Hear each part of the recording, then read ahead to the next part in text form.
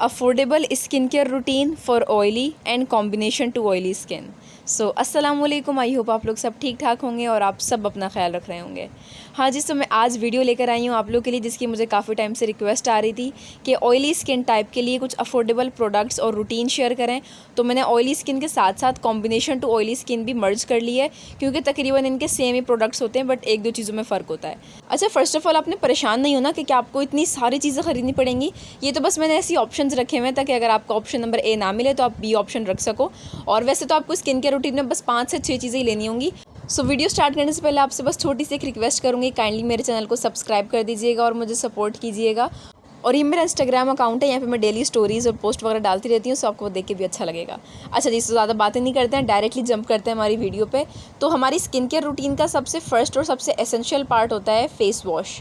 लेकिन काफ़ी सारे लोग होते हैं जो कि फ़ेस वॉश यूज़ करना नहीं चाहते हैं। अक्सर लोगों मैंने देखा है वो कहते हैं कि हमें सोप की आदत है। तो अगर ऐसा है तो आपके लिए एक ऑप्शन मेरे पास ये सईद गनी का नीम सोप है, जो कि बहुत ज़्यादा हर्बल है और इसमें इतने ज़्यादा केमिकल्स नहीं हैं जो आपके फेस को इरिटेट करें। वैसे सोप आपको फेस पे यूज़ करना नहीं चाहिए क्योंकि वो पीएच लेवल डिस्टर्ब कर देता है, बट काफ़ी लोग कहते हैं कि उन्हें आदत है, तो उनके लिए मैं रेकमेंड करूँगी कि अगर आपकी ऑयली स्किन है तो ज़ाहिर है आपको एक्नी वगैरह भी होती रहती होगी। So give it a try और काफ़ी रीज़नेबल है। अच्छा हाँ, सारे प्रोडक्ट्स के प्राइजेस मैं आपको स्क्रीन पे दिखाती रहूँगी, आप चेक कर लेना। और साथ साथ मैं आपको तमाम चीज़ों का लिंक जो है डिस्क्रिप्शन में दे दूँगी ताकि आप इजीली बाय कर सकें। अच्छा जी, तो फेस वॉश में हमारे पास यहाँ पे काफ़ी सारे ऑप्शंस अवेलेबल है। मैं आपको एक एक करके दिखा देती हूँ, जो आपको अच्छा लगे आप वो बाय कर लीजिएगा।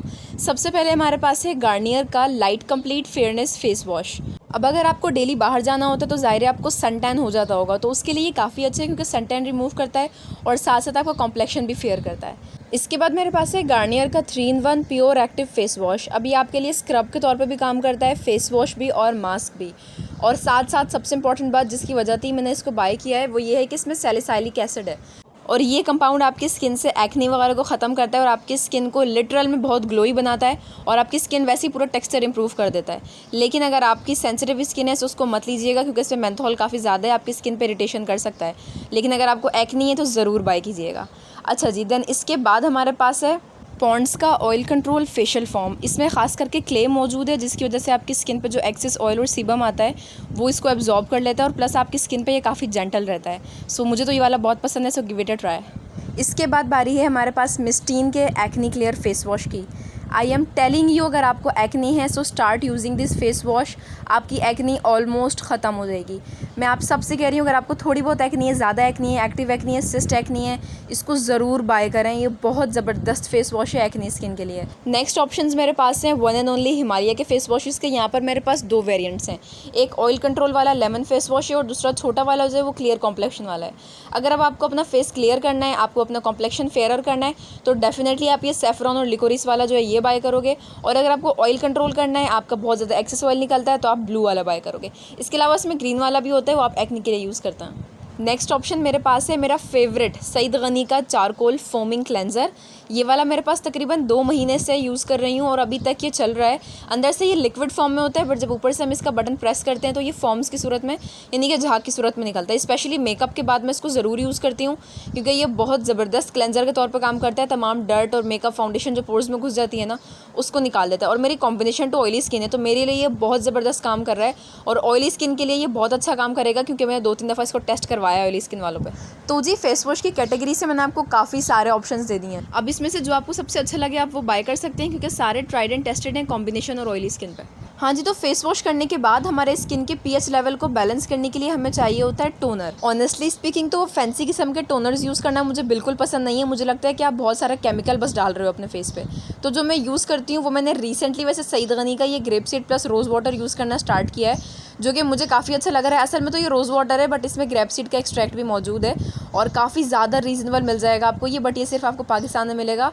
तो जो मेरे इंडिया के व्यूवर्स हैं उनके लिए मैं कहूँगी कि आप रोज़ वाटर यूज़ कर सकते हैं। बिलीव मी, रोज़ वाटर से बेहतर आपकी स्किन के लिए कोई टोनर नहीं हो सकता। इवन 1-1.5 साल से मैं भी रोज़ वाटर को ऐसा टोनर ही यूज़ कर रही थी और मुझे बहुत ज़्यादा पसंद था, मैं बहुत सेटिस्फाई थी। और टोनर को यूज़ करना बहुत ईजी है। अपना फेस वॉश करें, जब वो हल्का सा ड्राई हो जाए तो 5 से 6 पंप स्प्रे कर लें। सो अब बारी है हमारे नेक्स्ट स्टेप की, जो कि होने वाला है स्क्रब। अब अगर आपकी सेंसिटिव स्किन है सो आप स्क्रब ना ही यूज़ करें तो बेहतर है, और अगर वैसे आपकी नॉर्मल स्किन भी है तब भी आपको स्क्रब बस वीक में 1 से 2 बार यूज़ करना होता है, उससे ज़्यादा मत करें। तो स्क्रब्स में सबसे पहला ऑप्शन मेरे पास है पॉन्ड्स का क्लियर सॉल्यूशन फेशियल स्क्रब। ये एंटीबैक्टीरियल है, आपकी स्किन को क्लियरिफाई करता है और ऑयल भी कंट्रोल करता है। अच्छा, वैसे ऑनेस्टली स्पीकिंग मुझे पता नहीं क्यों बाहर के स्क्रब्स पसंद नहीं है। मेरी कोशिश होती है मैं खुद घर में DIY करके स्क्रब बना लूँ, जैसे चावल के आटे से, बेसन से, या इसके अलावा चीनी वगैरह से, कॉफ़ी से। तो मुझे वो सारी ऑर्गेनिक चीज़ें ज़्यादा अच्छी लगती हैं। अच्छा, इसके अलावा मुझे आप लोगों से पूछना था कि आप लोग चाहते हैं मैं ऐसी वीडियो बनाऊँ जो कि कम्प्लीटली ऑर्गेनिक स्किन केयर पे हो, यानी कि हर कुछ हम DIY करके खुद बनाएं, जैसे face wash, toner, scrub, mask, सब कुछ हम लोग खुद घर पे रेडी करें, बिल्कुल ऑर्गेनिक घर की चीज़ों से। तो अगर आप चाहते हैं ऐसी स्किन केयर रूटीन तो मुझे ज़रूर कमेंट कीजिएगा, मुझे बहुत खुशी होगी ऐसी वीडियो बनाने में। अच्छा, इस पॉन्ड्स के स्क्रब की ये बात अच्छी है कि इसके अंदर जो पार्टिकल्स हैं ना वो काफ़ी छोटे हैं, तो आपकी स्किन पे इरिटेट नहीं करते, वो आराम से आपकी स्किन को जेंटली स्क्रब कर देते हैं। तो सेकंड ऑप्शन मेरे पास है डर्माकॉस का लस्टर किवी स्क्रब, और ये स्क्रब मैं बहुत टाइम से यूज़ कर रही हूँ। इनफैक्ट मैं आपको खोल के दिखाती हूँ, आप इसकी कंडीशन देख लें कितना थोड़ा बाकी रह गया है। एक तो इसकी स्मेल बड़ी प्लेजेंट सी है, और दूसरी बात ये कि इसके अंदर पार्टिकल अगेन काफ़ी छोटे हैं तो स्किन पे जेंटल रहते हैं। बट फिर भी आपको स्क्रब ना बहुत ध्यान से करना होता है, अगर आप रगड़ोगे ना आपकी स्किन पर टीयर्स पड़ जाएंगे या तो आपको रैश हो जाएगा। तो अपनी स्किन को स्क्रब करने के बाद, क्योंकि हमारे पोर्स ओपन होते हैं, तो हमें कोई ऐसी चीज़ अप्लाई करनी होती है जो कि डीपली हमारे स्किन में पेनिट्रेट कर सके, एंड उसके लिए बेस्ट ऑप्शन मेरे पास है डॉक्टर रशेल का vitamin C and niacinamide serum. वैसे ये सिर्फ सीरम नहीं है, ये 2-in-1 सीरम है, और इसका अलग से एक पूरा डिटेल्ड रिव्यू मौजूद है, आपको उसका लिंक डिस्क्रिप्शन में मिल जाएगा, चेक दैट आउट। इस सीरम में बेसिकली नाइसिनामाइड है जो कि ऑयली स्किन वालों के लिए बहुत ज़बरदस्त किस्म का कंपोनेंट है, तो उसको ज़रूर ट्राई करें। या इसके अलावा अगर आपके पास नाइसिनामाइड में कोई और सीरम अवेलेबल है तो आप वो भी यूज़ कर सकते हैं। अच्छा, इसके अलावा मैं आपको एक और ऑप्शन देना चाह रही थी, रोशान का AHA BHA सीरम। एक्चुअली मेरा बहुत दिल था वो वाला सीरम इस वीडियो में ऐड करने का, बट उसकी डिलीवरी काफ़ी लेट हो रही थी, तो इसलिए मेरा शेड्यूल ख़राब हो जाता वीडियो का, इसलिए मैं उसको नहीं बाय कर पाई। बट उसका लिंक आपको डिस्क्रिप्शन में मिल जाएगा, और उसकी पिक्चर ये लगा दी है मैंने, आप चेक कर लें। और खासकर अगर आपको एक्नी वगैरह का और पिंपल्स का इशू रहता है तो वो सीरम बाय करें, सच में आपकी एक्नी जो है विद इन 1 वीक ड्राई कर देगा। और मेरी काफ़ी फ्रेंड्स और काफ़ी जानने वालों ने उसको रिकमेंड किया ऑयली स्किन के लिए कि वो बहुत ज़बरदस्त है। अच्छा, इसके अलावा थर्ड ऑप्शन मैं आपको देना चाहूँगी एसेंशियल ऑयल्स का। वेट, आपने परेशान नहीं होना कि हमारी ऑलरेडी ऑयली स्किन है तो हम उस पर ऑयल कैसे अप्लाई करेंगे। देखें, ये मिथ मैंने खुद ब्रेक किया है। मुझे भी काफ़ी टाइम से ये लगता था कि नहीं, ऑयली स्किन पे तो ऑयल आप अप्लाई कर ही नहीं सकते हो, but I am telling you this rosehip essential oil has totally changed my skin care game. और यहाँ पर मैं ओलिम नेचुरल्स कंपनी का एसेंशियल ऑयल यूज़ कर रही हूँ, जिनके पास बहुत ही ज़बरदस्त किस्म की वैरायटी है, तमाम हर्ब्स की, ऑयल की, पाउडर की, और काफ़ी रीजनेबल प्राइस में। इसका लिंक आपको डिस्क्रिप्शन में मिल जाएगा, please give it a try. मेरी स्किन बहुत स्मूथ हो गई है, क्लियरर हो गई है, यानी जो फोरहेड साइड पे छोटे छोटे बम्प्स होते हैं ना वो सब भी क्लियर हो गए। सबसे बड़ी बात, ब्लैक हेड्स में मुझे काफ़ी फ़र्क नज़र आया, यानी ब्लैक हेड्स काफ़ी कम हो गए। और मैं आपको रेकमेंड करूँगी कि आप रात में अप्लाई करो ये, और जब आपका फेस हल्का सा गीला हो ना, हल्का हल्का सा डैम्प हो, आप इसको 2-3 कतरे मसाज करके अप्लाई कर लो रात में, एंड देन आप सुबह सिंपली वॉश कर लो, आपको खुद काफ़ी फ़र्क नज़र आएगा। अच्छा, यहाँ पर मैं आपको एक और ऑप्शन दूँगी ग्रेप सीड ऑयल का। अगर आपको एक्नी या पिंपल का इशू रहता है तो आपके लिए ग्रेप सीड ऑयल काफ़ी अच्छा है, so give it a try. अच्छा, अब जो नेक्स्ट स्टेप हमारा है वो होने वाला है फेस मास्क, या फिर इसके अलावा फेस पैक जिसे हम कहते हैं। ये हमारा वीकली स्टेप है, यानी कि आपको ये डेली अप्लाई नहीं करना होता, बल्कि बस वीक में एक बार काफ़ी होता है। तो जो सबसे पहला ऑप्शन मेरे पास है वो है सईद गनी का मुल्तानी मड प्लस लेवेंडर पाउडर। आप चाहो तो आप नॉर्मल सादी मुल्तानी मट्टी भी यूज़ कर सकते हो, बट ये वाला मुझे इसलिए पसंद है क्योंकि इसमें लेवेंडर पाउडर भी है ना, और लेवेंडर के हमारी स्किन को लेकर काफ़ी ज़्यादा बेनिफिट्स हैं, तो इसलिए मुझे ज़्यादा पसंद है। बट आप नॉर्मल भी यूज़ कर सकते हैं, कोई बात नहीं। और आप इसको नॉर्मली पानी में या रोज़ वाटर में इसका थिक सा फेस पैक बना के अपने पूरे फेस पे कम से कम 15 मिनट के लिए अप्लाई कर लें। और क्योंकि मुल्तानी मट्टी एक बहुत ही अच्छी लिक्विड एब्जॉर्बर है, तो आपके फेस पे जो भी ऑयल वगैरह एक्स्ट्रा निकलता है उस सबको ये एब्जॉर्ब कर लेगी, और साथ साथ आपकी स्किन को क्लियरिफाई भी करेगी। इसके अलावा भी इसके काफ़ी सारे बेनिफिट्स हैं। इसके अलावा फेस मास्क का आपके पास एक और ऑप्शन है, वो है हिमालय का नीम एंड मड फेस मास्क। और अगर मैं अपना ओपिनियन शेयर करूँ तो अगेन वही बात करूँगी, मुझे असल में घर की DIY और ऑर्गेनिक चीज़ें ज़्यादा पसंद है। जैसे घर पे हम खुद दही से मास्क बना लेते हैं, एलोवेरा से मास्क बना लेते हैं, इसके अलावा संदलवुड पाउडर से बना लेते हैं, तो वो चीज़ें मुझे ज़्यादा पसंद है। बट हाँ, अगर आप ये बाय करना चाहो तो आप कर सकते हो, क्योंकि मैं इसको काफ़ी टाइम ट्राई कर देख चुकी हूँ, काफ़ी अच्छा है। ये भी एकदम मुल्तानी मिट्टी की तरह आपकी स्किन पर टाइट सा हो जाता है, आपकी स्किन से तमाम ऑयल एब्जॉर्ब कर लेता है। और इसके अलावा अगर आपको पिंपल्स निकलते रहते हैं तो उसको वीक में एक बार ज़रूर अप्लाई करें, आपको काफ़ी फ़र्क दिखेगा। अच्छा जी, सब इसके बाद हमारा जो नेक्स्ट स्टेप है, आप चाहे वो मॉर्निंग स्किन केयर रूटीन में यूज़ करो, चाहे नाइट में, या फिर आपकी ऑयली स्किन हो, ड्राई स्किन हो, सेंसिटिव स्किन हो, कॉम्बिनेशन स्किन हो, ये स्टेप सबके लिए एसेंशियल होता है और सबको ये यूज़ करना चाहिए, और वो है मॉइस्चराइज़र यूज़ करना। ओके जी, सबसे पहला जो ऑप्शन मैं आपको मॉइस्चराइज़र में दिखा रही हूँ वो है निविया का सॉफ्ट मॉइस्चराइजिंग क्रीम।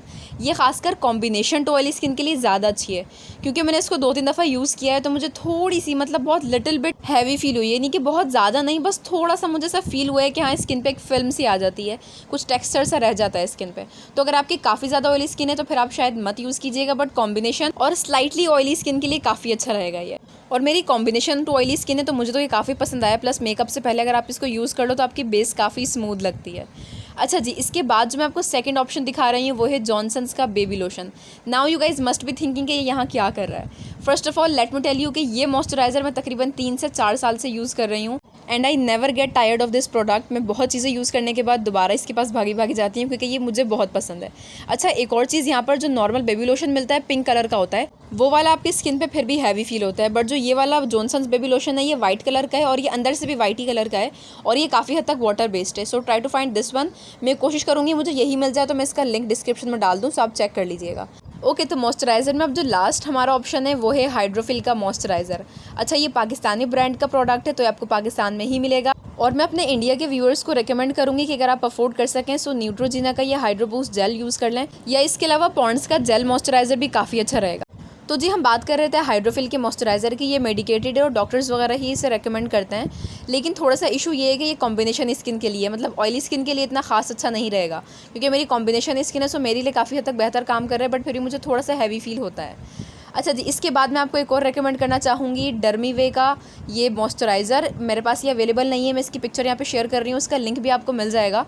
इसकी प्राइस कुछ 500 रुपीज़ के अंदर अंदर है, लेकिन ये सेरावे डुप्लीकेट है या मास्टर कॉपी है और काफ़ी लोग इसे यूज़ कर रहे हैं और मैंने बहुत ज़्यादा अच्छे अच्छे कमेंट्स पढ़े हैं इसके ऊपर, सो आप चाहो तो उसको भी ट्राई कर सकते हो। हाँ जी, तो इसके बाद वाला जो स्टेप है वो इतना खास इंपॉर्टेंट नहीं है, बट अगर आप 25 या 30 प्लस हो तो डेफिनेटली आपको ये यूज़ करना चाहिए। तो ये स्टेप है डे या नाइट क्रीम। वैसे मैंने कुछ खास आज तक इस तरह का यूज़ नहीं किया है, बट जो 2 चीज़ें मैंने यूज़ की मैं आपको वही रिकमेंड करूँगी। तो यहाँ पे जो मैं आपको पहला प्रोडक्ट रिकमेंड करूँगी वो है गार्नियर का light complete fairness face cream.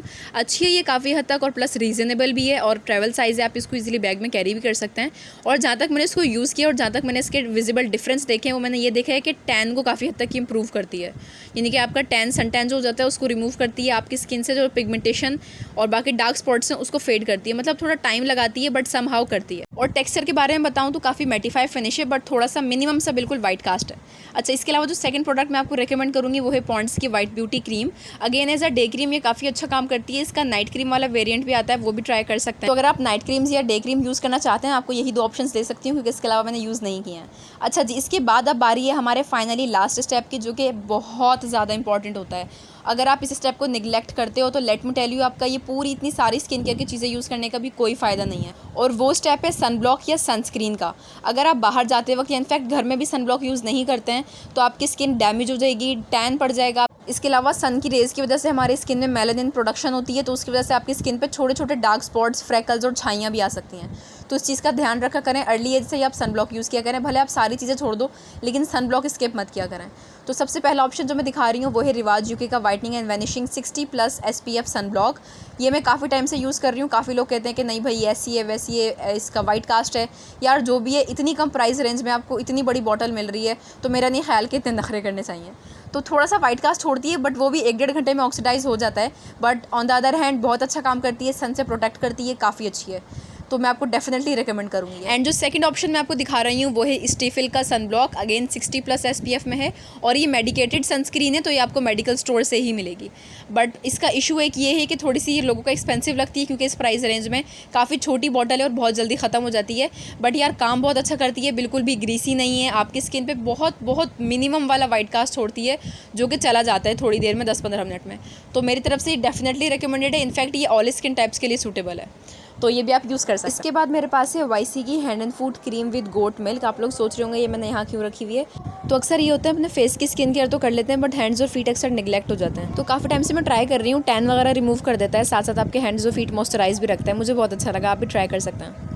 First of all I am sorry क्योंकि वीडियो काफ़ी ज़्यादा लंबी हो गई है। मैं नॉर्मली इतनी लंबी वीडियो बनाती नहीं हूँ, बट काफ़ी ज़्यादा प्रोडक्ट्स थे और सारे ही मुझे कवर करने थे और उनके पॉइंट्स भी सारे शेयर करने थे, सो दैट इज़ वाई थोड़ा सा ज़्यादा टाइम कंज्यूम हो गया। अच्छा, इसके अलावा मुझे आप लोगों से दिल से थैंक यू कहना था, मुझे आप सबका शुक्रिया अदा करना था क्योंकि जो मेरी affordable skin care routine for teenagers वाली वीडियो है उस पर अल्हम्दुलिल्लाह 100K+ व्यूज़ हो चुके हैं। कल रात मैंने छोटी सेलिब्रेशन भी की थी, मैंने सोचा आपके साथ शेयर करनी चाहिए। Seriously I am so glad and so thankful आप सब लोगों का, क्योंकि आपने मुझे इतना प्यार दिया, इतने प्यारे प्यारे कमेंट्स हैं उस वीडियो पे। और वैसे वैसे भी आप लोग काफ़ी सपोर्ट करते हो मुझे, हर वीडियो पे कमेंट्स मेरे कर रहे होते हो। So thank you so much each one of you, और जिसने मुझे सब्सक्राइब किया हुआ है, क्योंकि 6K प्लस सब्सक्राइबर्स भी हो चुके हैं मेरे। सो बहुत सारी दुआएं आपके लिए, बहुत सारा प्यार, आपको अल्लाह ताला खुश रखे, बहुत सारी कामयाबी अता करे, एंड बस ऐसे ही मेरा साथ देते रहिएगा। इंशाल्लाह आपके लिए अच्छी अच्छी वीडियोज़ आती रहें। एंड अल्लाह हाफिज़ अंटिल माय नेक्स्ट वीडियो, और अपना बहुत बहुत ख्याल रखिएगा।